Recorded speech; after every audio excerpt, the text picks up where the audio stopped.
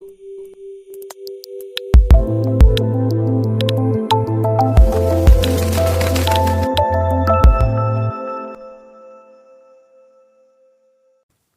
वालेकुम दोस्तों, उम्मीद करता हूँ आप सब खैरियत से होंगे। मेरा नाम है नुमान अख्तर और आप देख रहे हैं ओरिजिनल जेम्स।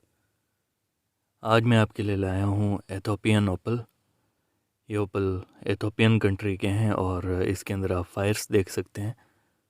फुल फायर्स में है ये ओपल।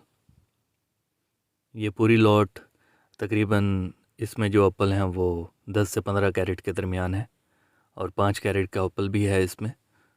इस पूरी लॉट की जो प्राइस है वो तकरीबन 800 रुपये पर कैरेट है और ये जो ओपल है ए ग्रेड का ओपल है और 2 से 3 हज़ार रुपये पर कैरेट इसकी प्राइस है। लेकिन ये अगर आप पूरी लॉट परचेज़ करेंगे तो ये 800 रुपये कैरेट आपको मिल जाएगा। 140 कैरेट की ये लॉट है और 140 के हिसाब से ये 1,12,000 रुपये के सब स्टोन बनेंगे।